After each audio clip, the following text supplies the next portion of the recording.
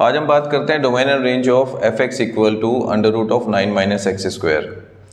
और ये क्वेश्चन बहुत मोस्टली आता है। अब 9 की जगह आप 16 लिखिए, 25 लिखिए, 49 लिख लिए।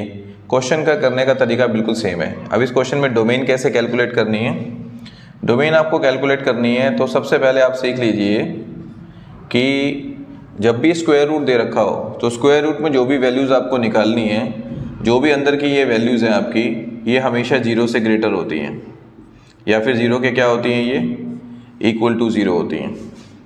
मैंने क्या बताया कि अंडर रूट के अंदर जो भी चीज़ होगी वो ग्रेटर देन और इक्वल टू क्या होगा, हमेशा 0 होगा। अब इस इनक्वालिटी को सॉल्व कैसे करेंगे, सबसे पहले आप क्या करेंगे, ये हो जाएगा 3 का स्क्वायर माइनस में x square greater than equal 0। ए स्क्वायर माइनस बी स्क्वायर जो है सबको पता है क्या होता है, ए माइनस बी और क्या ग्रेटर देन इक्वल 0। अब प्रॉब्लम कहाँ पर आ रही है, प्रॉब्लम आ रही है कि यहाँ से x की वैल्यू क्या है मेरे पास। तो x की वैल्यू निकालने के लिए मैंने एक नंबर लाइन यहाँ बना ली है। सबसे आसान तरीका आपको बता देते हैं। अगर आप यहाँ से x कैलकुलेट करेंगे तो आएगा -3, दूसरा x कैलकुलेट करेंगे तो वो आएगा कितना, 3। और नंबर लाइन के इस तरफ जो है वो -∞ होता है, उस तरफ क्या होता है, प्लस का इन्फिनिटी। अब आपको डोमेन निकालनी है तो आपके पास 3 इंटरवल बन चुके हैं। पहला इंटरवल है -∞ से -3, दूसरा इंटरवल है -3 से 3 और तीसरा इंटरवल है 3 से इन्फिनिटी। आपको क्या करना है, -∞ से -3 की कोई भी एक वैल्यू चूज़ कर लेनी है। फॉर एग्जांपल आपने चूज़ किया -4। जब आप -4 को यहाँ रखते हैं तो ये 3 + 4 बन जाता है, वो हो जाता है हमारा 7। फिर ये हो जाता है 3 - 4, ये हो जाता है हमारा -1। तो 7 × -1 करते हैं तो आपके पास आता है -7। और -7 जो होता है वो 0 से ग्रेटर नहीं होता है। इसका मतलब इस इंटरवल में आपकी डोमेन नहीं है। फिर आप सेकेंड इंटरवल ले लीजिए -3 से 3, इसके बीच की वैल्यू ले ली मैंने 0। अब जब मैंने 0 यहाँ पर रखा तो 3 - 0 कितना हो गया, 3। 3 + 0 कितना है, 3। तो 3 × 3 हो गया आपका 9। अब 9 जो होता है वो 0 से ग्रेटर होता है, तो इसमें आपकी डोमेन है। अगले वाला 3 से इन्फिनिटी है, इसके बीच की वैल्यू मैंने चूज़ कर ली 4। 3 - 4 होता है मेरा -1 और 3 + 4 होता है 7। तो -1 × 7 करता हूँ तो मेरे पास क्या आता है, -7। और -7 जो है वो 0 से ग्रेटर नहीं है। तो मोटे मोटे तौर पर मुझे पता लग गया कि मेरी जो x की वैल्यू है, जो इस इनइक्वालिटी को सेटिस्फाई कर रही है, दिस इनइक्वालिटी, वो -3 से 3 के बीच में है। अब प्रॉब्लम ये आ रही है कि इसमें जो साइन है वो क्लोज इंटरवल लगाना है या ओपन इंटरवल लगाना है। अब क्लोज का मतलब क्या होता है, क्लोज का मतलब होता है -3 इसमें शामिल है और ओपन का मतलब होता है -3 इसमें शामिल नहीं है। मैं अभी आपको बताता हूँ कि ये इंटरवल तो हमारे पास आ गया -3 से 3, बट अब इसमें -3 जो है शामिल है या नहीं। मैंने -3 इस इनइक्वालिटी में रख दिया। 3 - 3 कितना होता है, 0। तो इसको इससे मल्टीप्लाई करूंगा तो 0 आएगा। तो वो बोल रहा है कि जो भी आंसर है वो 0 और 0 से बड़ा होना चाहिए। तो 0 इसमें शामिल है तो मैंने इसको इंक्लूड कर दिया। सिमिलरली मैंने इस 3 को यहाँ पर रखा तो 3 - 3 वो भी 0 आ रहा था, तो 0 वो यस कर रहा है, तो ये इसकी डोमेन आ गई।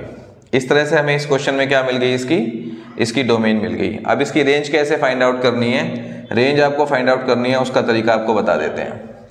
रेंज कैसे फाइंड आउट करोगे, अब रेंज फाइंड आउट करने के लिए आप क्या करोगे, सबसे पहले आप लिखोगे डोमेन।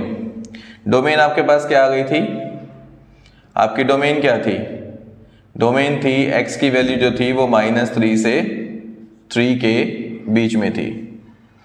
ये आपकी डोमेन थी, वी नो दैट, ये आपकी डोमेन है। अब डोमेन से रेंज कैसे निकालते हैं वो आज आपको सिखाते हैं। सबसे पहले देखिए, आपको ना x का स्क्वायर चाहिए तो इस इनइक्वालिटी में स्क्वायर कर दीजिए। आपने स्क्वायर किया तो ये कितना हो गया, 9।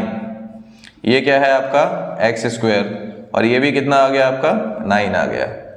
अब जब इनइक्वालिटी के रूल के अकॉर्डिंग दोनों तरफ सेम नंबर होता है तो लेफ्ट साइड पे आपको 0 करना होता है। क्या करना होता है आपको लेफ्ट साइड पे, 0। तो ये 0 हो गया आपका। उसके बाद आपको चाहिए माइनस का x²। तो मैंने क्या करा, इस इनइक्वालिटी को माइनस से मल्टीप्लाई किया। और इनइक्वालिटी में जब भी आप माइनस से मल्टीप्लाई करते हैं तो जो ये साइन होते हैं ये चेंज हो जाते हैं आपके।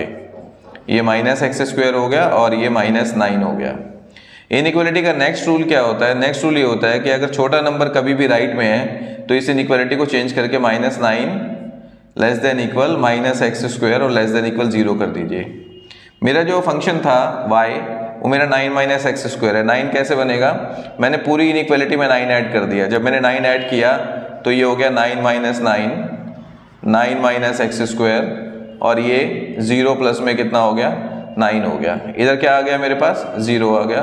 0 9 - x² लेस देन इक्वल 9। मेरा फंक्शन जो था वो अंडर रूट में था, तो मैंने अब क्या करा, मैंने अंडर रूट लगा दिया। अंडर रूट लगा दिया मतलब अंडर रूट 0, ये क्या आ गया? अंडर रूट ऑफ 9 - x² और ये अंडर रूट ऑफ कितना है? 9 है। तो 0 का रूट कितना हो गया? 0 और ये आपका फंक्शन आ गया। फंक्शन का मतलब आपका y आ गया और 9 का रूट कितना होता है? 3 होता है। तो इस तरह से यहाँ पर आपको इसकी रेंज पता लग गई। ये y की वैल्यू जो है वो 0 से किसके बीच में है? 3 के बीच में है। अब आप इस क्वेश्चन को ट्राई कीजिए घर पे, ये एग्जाम में आपके आ रहा है। मोस्टली बच्चों को इस क्वेश्चन में प्रॉब्लम होती है, इसलिए हमने इसको सॉल्व करा दिया। और आप इन क्वेश्चनों को भी ट्राई कर सकते हैं सेम। आप ट्राई करेंगे तो आपके चांसेस जो हैं वो इस क्वेश्चन को करने के बढ़ जाएंगे। तो क्वेश्चन ट्राई जरूर करें, ये नहीं कि देखा वीडियो और सोचने से नहीं होगा, ये करने से होगा। और आपको किसी भी क्वेश्चन में कोई प्रॉब्लम आती है तो मुझे कमेंट बॉक्स में लिख के भेजिए। Thank you so much.